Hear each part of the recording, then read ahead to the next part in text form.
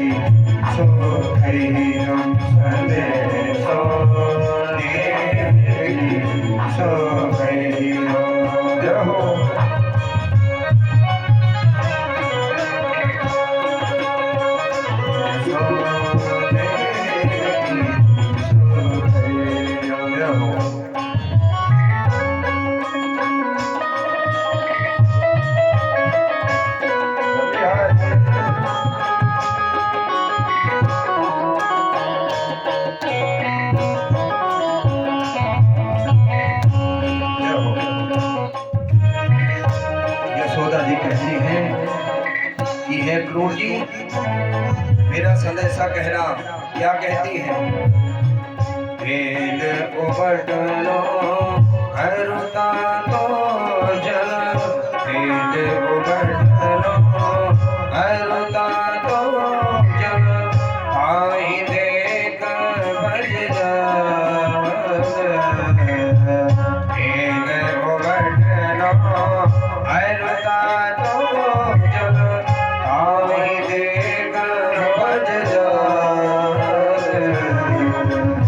जोई जोई मांगत सोई सोई देती, जोई जोई मांगत सोई सोई देती, क्रम क्रम करे नादे संदेशो देव की सो संदेशो देव की सो संदेशो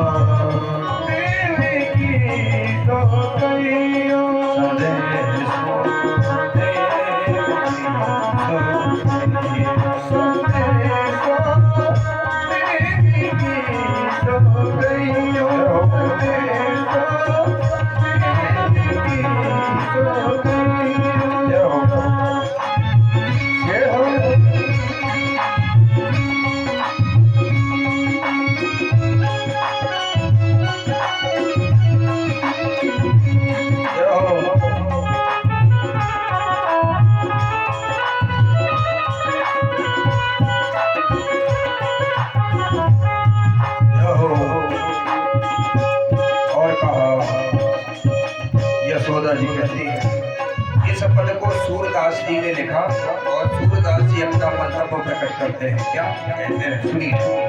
सूर पथे के सुन माही रे देना, सूर पथे के सुन माही रे, सूर पथे के सुन माही रे देना, बढ़ाते रहो कर सो,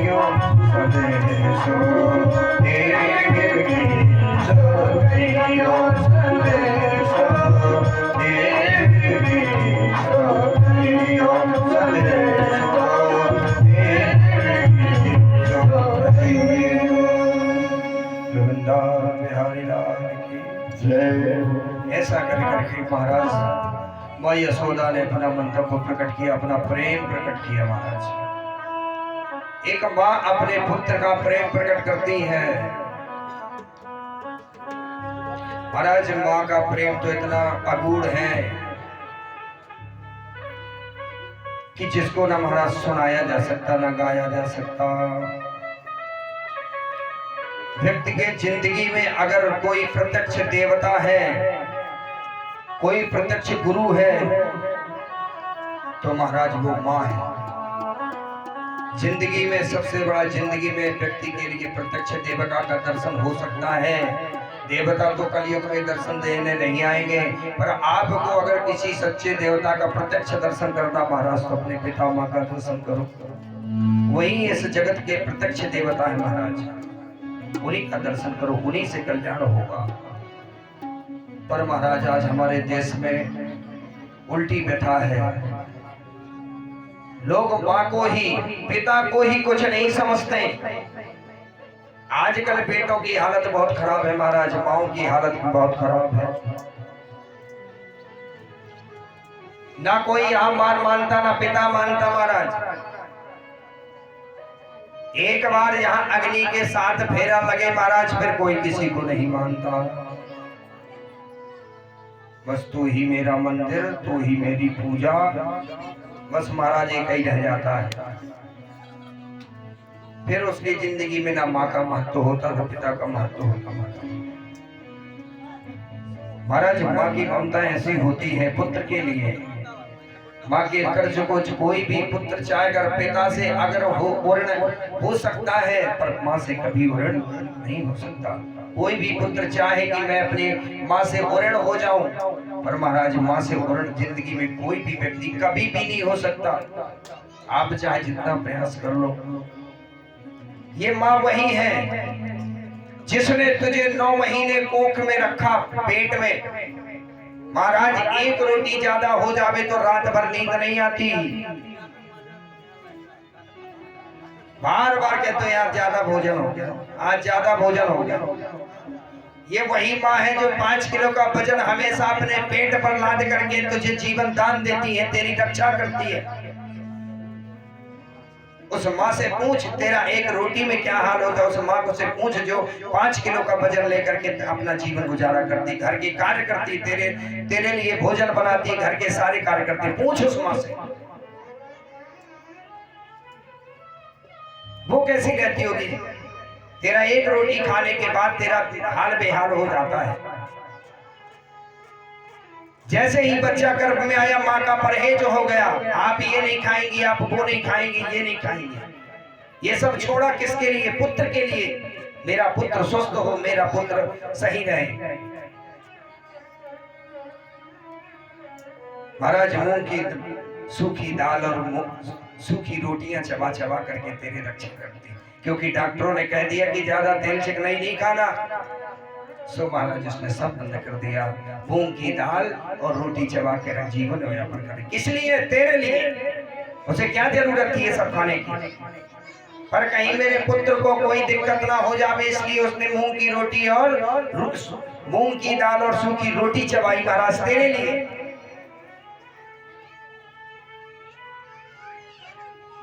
रात रात भर की उस प्रसव पीड़ा से जूझती रही, कोई पास नहीं आया। क्यों? लोक मर्यादा है, मर्यादा का पालन करना पड़ता है। कोई नहीं आएगा माताओं के अलावा। क्यों भैया? जब वो दुख में है तो मर्यादा आ गई, कोई नहीं जाएगा। महाराज उस माँ से पूछो जो अपने बच्चे को जन्म देती है। कहते हैं कि जितनी बार औरत बच्चे को जन्म देती है, उतनी बार उसका पुनर्जन्म होता है। हर बार मर करके जीती है। पुत्र को जन्म देना कोई साधारण बात नहीं है, पर हम लोग बड़ी सहजता से समझते हैं। एक कहते थे भैया कितने? बोले 5-6 बच्चे तो करूंगा। एक बच्चा जन्म देने में महाराज उस माँ को पुनर्जन्म लेना पड़ता है, दूसरा जन्म लेना पड़ता है। जब महाराज उस पुनर्जन्म लेकर के इतनी अथाह पीड़ा सह करके जब तुझे जन्म दिया, तो महाराज महीनों खटिया में पड़े रहने का नियम लग गया। उठ नहीं सकती, 12 दिन तक नहा नहीं सकती। ये कहे भैया, अब पता चला जेठ की गर्मी पड़ी है, जेठ के महीने में बालक इतने जन्म लिया, मैया 10 दिन तक पड़ी है गर्मी में। नियम और क्या है? बोले कूलर पंखा नहीं लगेगा, आग की धूनी और दो लो। बताओ, वो होता ना, वो लगाना पड़ता है कुछ, अब ज्यादा ज्ञान नहीं। तुझे कूलर में चैन नहीं है, वो मत अग्नि की धूनी में तप रही है, समझो उसकी पीड़ा को क्यों सह रही है तेरे लिए, कि मेरा पुत्र को कुछ हो ना जावे।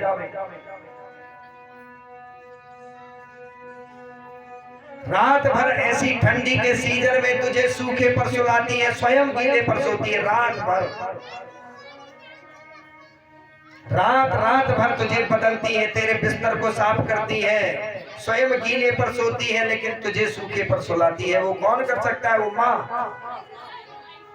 लेकिन महाराज अगर हम नहीं समझते, कोई किसी की इज्जत नहीं समझते, तो सर्वप्रथम पहले हम अपने माँ बाप को नहीं मानते, इसके बाद सबको मानेंगे।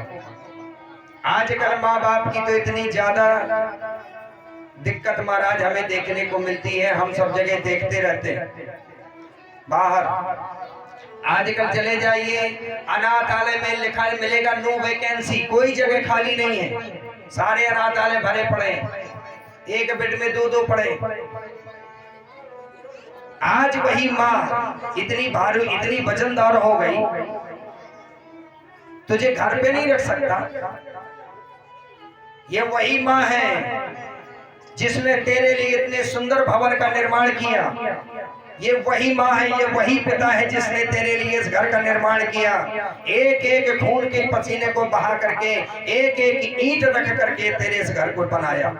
तू नहीं आया बनाने, उसी माँ बाप ने तेरे लिए इस भवन का निर्माण किया महाराज। और आज वही माँ बाप तेरे इस घर में वजनदार हो गए, भारी पड़ गए। उनके लिए तेरे घर में एक छोटा सा कोना नहीं है जहां पे तू रख सके, तूने अनाथालय में फेंक दी। इतनी दुर्गति है महाराज माँ बाप की आजकल के समय में। पुत्र अगर दुनिया भर की बात मानेगा, पर महाराज माँ की बात नहीं मानेगा, पिता की बात नहीं मानेगा। बाकी पड़ोसी कछु कह दे वो सब मान्य है। माँ क्या कहती है? तो कहते हैं तू पागल हो गई है, तेरा बुढ़ापे में दिमाग सठिया गया है, तेरी बुद्धि काम नहीं करती, तू शांत बैठ, मैं अपने हिसाब से करूंगा। अच्छा, तू बड़ा दिमागदार हो गया। ये माँ अगर तुझे जन्म ही नहीं देती, तुझे सूखे पर नहीं सुलाती, तो तेरा तो उसी समय वृंदावन में हरि लाल की जय हो जाती ना। पर तेरा सर दर्द नहीं करने दिया, स्वयं सारे कष्टों को सहा महाराज, पर तेरा बाल भी बांका नहीं होने दिया। 9 महीने तक रगड़ रगड़ करके तुझे चलना सिखाया, बैठना सिखाया। इतना समृद्धशाली अगर तू आज बना है तो किसकी वजह से? उस माँ की वजह से। अगर उस माँ ने तेरे लिए इतना सर्वस्व त्याग नहीं किया होता तो तू आज इतनी बड़ी जगह पर नहीं खड़ा होता। आज तू इतना सामर्थ्य नहीं होता कि उस माँ को घर से निकाल देता। पर महाराज यहाँ सबसे बड़ी स्थिति माओ की है। इसलिए बंधुओं, किसी को मानो या न मानो, उस माँ को जरूर उसकी पूजा करो। मत यार भैया आरती मत उतारो, लेकिन उसको प्रेम से घर पर तो रखो, अनाथालय ना भेजो। उसे किसी भी घर में एक छोटा से कोने में भैया खटिया दे दो, 2 वक्त का खाना दे दो, बाकी उसे कुछ नहीं चाहिए तेरे, ना हीरा चाहिए ना मोती चाहिए, तू सब रख ले। एक घर में छोटा सा कोना और महाराज 2 वक्त का खाना दे दो बस, और उसे कुछ नहीं चाहिए। वो ताजीवन तेरे लिए दुआ मांगेगी कि हे भैया, हे भगवान, मेरे बालक की रक्षा करना। वो अगर अनाथालय में भी रहेगी तो भी तेरे लिए भगवान से दुआ यही मांगेगी कि हे भगवान, मेरे बालक जहां भी हो खुश हो गए। ये अगर कोई कर सकता है तो आपकी मां कर सकती है।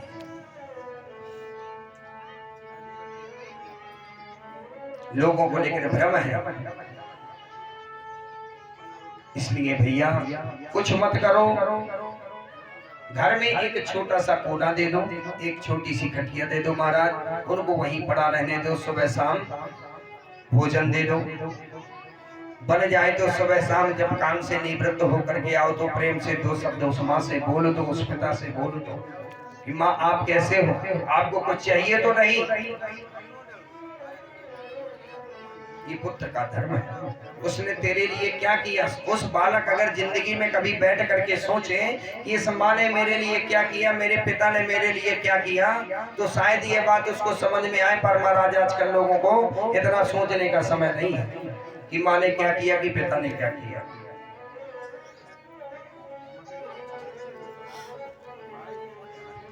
इसलिए माँ ने, यशोदा ने अपना प्रेम प्रकट किया और कहा कि हे कन्हैया, उस देवकी से ऐसा कुछ मत कहना बेटा कि मैंने माखन चोरी करी थी तो तुझे डंडा लेकर के मारने के लिए आई, मिट्टी खाई तो महाराज मैंने तुझे उखल से बांध दिया। ये माँ देवकी से मत बताना। नहीं कन्हैया, देवकी क्या सोचेगी कि यशोदा कितनी निष्ठुर है, जरा से माखन के लिए मेरे बालक को मारने के लिए दौड़ी। अरे मिट्टी कौन सी तेरे घर की थी, खा लिया था तो तूने उखल से क्यों बांध दिया। हे पुत्र, ये कभी मत कहना। और अपने हृदय से लगा करके खूब प्यार किया, खूब दुलार किया और अंत में भर करके स्नेह से रोने लगी। अब भगवान श्री कृष्णचंद्र दिव्य रथ पर बैठ गए और नंद बाबा सभी गोप ग्वालों को लेकर के पैदल ही मथुरा की ओर प्रातः काल निकल गए और कहा कि हे क्रूर जी, कृष्ण और बलराम को तुम रथ में बैठा करके मथुरा जी आओ। तो महाराज उस अक्रूर जी के रथ को घेर लिया, सभी गोपियों ने उनके रथ को घेर लिया। कहा कि हे कन्हैया, हम तुम्हें इस ब्रज में छोड़कर नहीं जाने देंगे, क्या पता तू लौटकर आवेगा कि ना आवेगा। तो कन्हैया ने कहा कि देखो, इतना परेशान होने की जरूरत नहीं है। हे गोपियों, हे बंधुओं, ज्यादा परेशान ना हो। मैं परशुवागमिष्यामि, मैं परसों के दिन आ जाऊंगा, आप परेशान ना हो। आज जा रहा हूं, कल मेला देखूंगा, परशुवागमिष्यामि, परसों के दिन आ जाऊंगा। तो उन गोपियों ने जैसे कैसे अपने मन को संभाला और रास्ता छोड़ दिया। महाराज सभी गोपी ग्वाल नंद यशोदा जी खड़े खड़े देखती रह गईं और महाराज अक्रूर जी का रथ गड़गड़ाता हुआ मथुरा की ओर निकल गया। रास्ते में यमुना जी में दिव्य रथ खड़ा है। अक्रूर जी ने रथ को खड़ा किया और सोचा कि थोड़ा स्नान कर लूं। जैसे ही अक्रूर जी ने यमुना में प्रवेश किया, महाराज जैसे ही डुबकी लगाई तो यमुना में भगवान श्री कृष्णचंद्र और बलदाऊ जी साक्षात उनका दर्शन यमुना के अंदर हुआ। तो दोबारा उन्होंने पुनः बाहर निकले और देखा तो कन्हैया और बलराम रथ पर बैठे थे। भ्रम हुआ, पुनः फिर से उसी यमुना में डुबकी लगाई तो महाराज फिर उन्हें दर्शन हुआ। ऐसा 3 बार उन्हें महाराज दिव्य दर्शन प्राप्त हुआ। तब अक्रूर जी समझ गए कि ये कोई साधारण मानव नहीं है, ये कोई साधारण बालक नहीं है, ये साक्षात परमात्मा है, ये कंस इसका कुछ नहीं उखाड़ पावेगा।